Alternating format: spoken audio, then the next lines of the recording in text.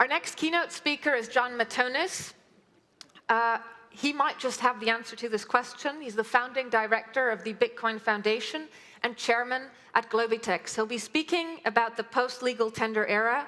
Please welcome with an applause, Jon Matonis.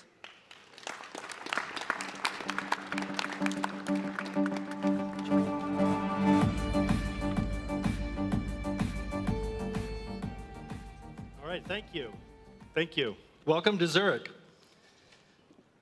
In addition to being the first executive director of the Bitcoin Foundation, I also serve as a non-executive independent board director for 4 different Bitcoin startups. I'm also an advisor on the BCT project here, that is one of the major sponsors.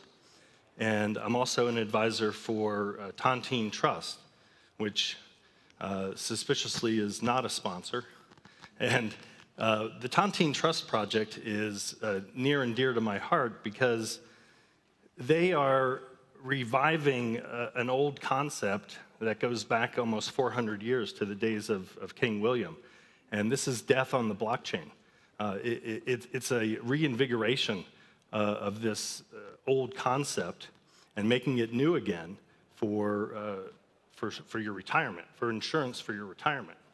No one wants to outlive their money. So investigate Tontine Trust. Now, since this is an ICO summit, I would be remiss if I didn't start with a few comments around ICOs, even though it's a post-legal tender age talk.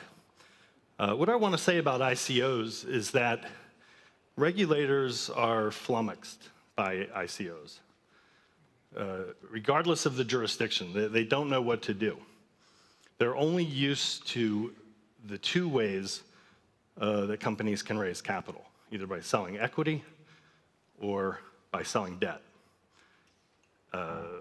Issuing tokens is another legitimate way for a project or a company or an entity to raise capital, but it doesn't fit in any one of the boxes. And this is what drives them crazy. Now you can have utility tokens, you can have security tokens. I actually think that the real innovation and the promise is around the utility tokens.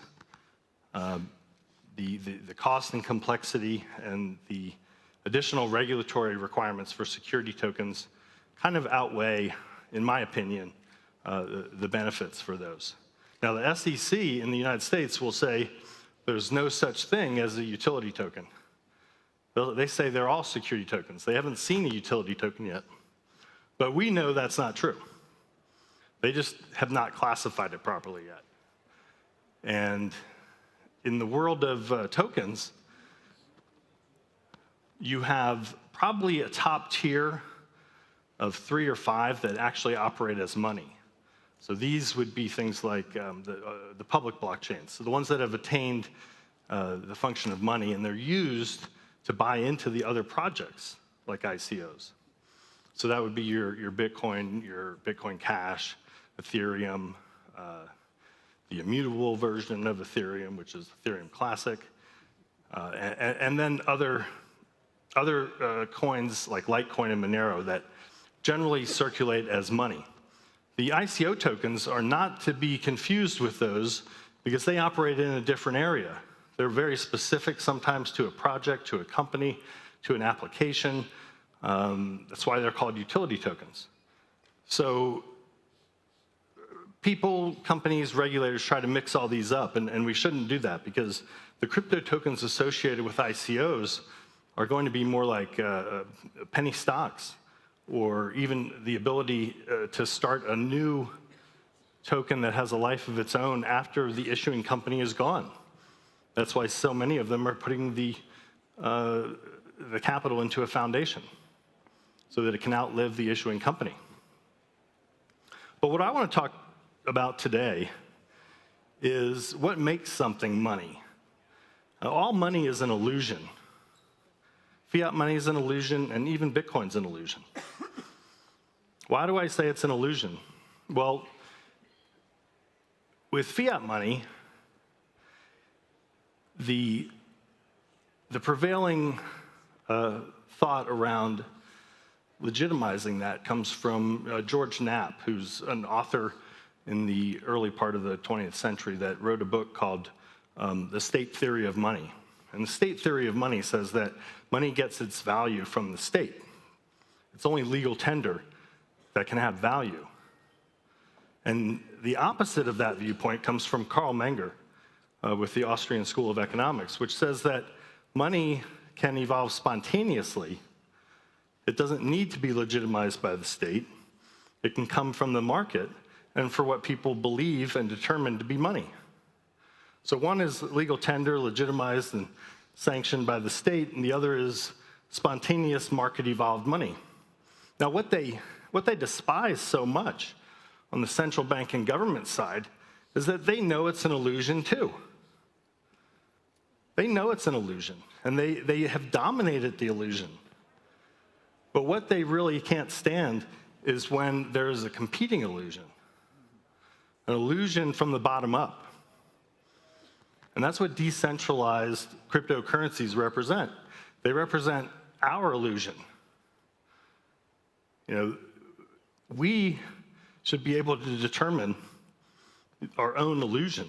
We don't have to go by the state-sanctioned illusion, which is a top-down illusion. So this is why I'm such an advocate for decentralized cryptocurrencies. Now, how do they get to this monetary status? I look at this from the perspective of a monetary economist. And the three functions of money are store of value, medium of exchange, and unit of account. How are we going to know when Bitcoin, something like Bitcoin, is successful? How are we going to be able to declare it's a win? It's already successful as a medium of exchange, but how does it get there? And the path is really sequential. So all of these three functions don't happen simultaneously. They're in sequence. You have to be a store of value before you're a medium of exchange. That's what the famous pizza transaction from 2011 demonstrated. And then the final stage is going from medium of exchange to unit of account. Unit of account is when you know that we have won. That's when you start seeing goods and services priced in the numeraire. So you would go into a market, you would see things priced in a cryptocurrency. You don't see that today. And we're probably a long way from that because we haven't crossed that bridge from the medium of exchange function to the unit of account function. And central banks have a massive advantage in that area because they're the incumbent. It's very hard to dislodge the incumbent. It's only been done recently in 2000 when the euro displaced things like the lira, the peseta, the French franc. But that was a government illusion replacing another government illusion. So now we're looking at Bitcoin, which when it gets to that numeraire status, the process will be complete. But there's so many exciting things along the way. A lot of people call Bitcoin digital gold. I call gold analog Bitcoin. And the properties are very similar. We are living in a time where we're lucky to be alive. We have never seen the ability to start interest rates, to have an interest rate market that develops. And there is an interest rate market for Bitcoin. Students of the capital markets should be amazed by this because we're part of the formation of a new capital market. The Bitcoin annual interest rate is about 25 to 38% annualized. We know this because you can get the overnight rates from the exchanges that lend you Bitcoin to go short. Those are overnight lending rates for Bitcoin. So you have to annualize those because nobody's making a market yet in 1 year money for Bitcoin. They're only making a market for overnight money. Okay, so where do I want to challenge everyone today? I want to challenge you on the thinking of the legal tender age. That's the title. We grew up and we've been born in a legal tender world. But our children and our children's children will not be living in a legal tender age. I like to focus on what will change when we complete this progression. And when cryptocurrencies are at the point where they're challenging central banks, maybe they're on the reserve balance sheet as a reserve currency with some central banks, but they're also operating independently. And the ecosystem is large enough to be measured as a separate GDP. What changes? There's going to be changes on the monetary policy side and the fiscal policy side. The monetary policy changes are going to be the obvious ones, like central bank will not control and manipulate the interest rates, short-term or long-term interest rates. The other monetary policy implication is that we will probably not have fractional reserve banking. It hasn't been demonstrated yet, even, that fractional reserve banking can be possible with cryptocurrencies. It's great as a reserve asset, but it will probably not be a fractional reserve system because there's no such thing as a lender of last resort in Bitcoin. Mt. Gox was actually a positive demonstration of that. People who point the finger at Mt. Gox being a disaster, they fail to recognize that the system as a whole worked perfectly. The losses at Mt. Gox were not socialized.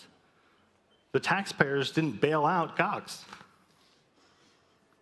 It was caveat emptor.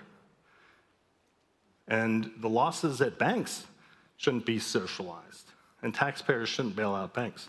So with Bitcoin, there's no lender of last resort. Now, how does it impact the fiscal policy side? This is the part that I think is very interesting.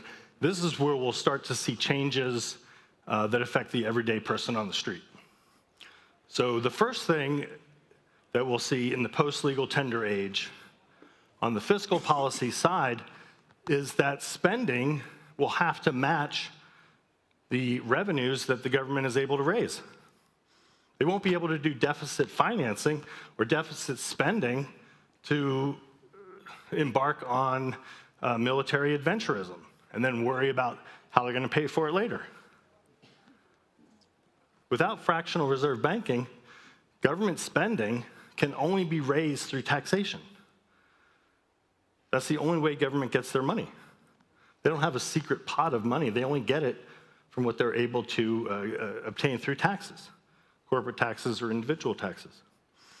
Now, this is where it gets really, really interesting with cryptocurrencies like Bitcoin, because the second major implication on the fiscal policy side is that we are likely to see in our lifetime the end of the income tax. Now, I'm in favor of this because it's a highly progressive tax. What will happen when governments can no longer rely on income taxation for their revenue? We will most likely see a shift. We'll see a shift from income-based taxation to consumption-based taxation. So taxes aren't going away. We won't see the end of taxation, but we will probably see things like the VAT increasing from where they are now. And the reason for this is because it will be more and more difficult for taxing authorities to ascertain true income. But it won't be that difficult for them to ascertain spending. Spending is a physical merchant thing. You're able to monitor that and to audit that a lot more than you are on the income side. So we are probably the last generation living in the era of income taxation. And I tend to welcome this. I hope it's only one of the many positive innovations, but we will see a string of implications when we enter the post-legal tender age. Thank you for your time.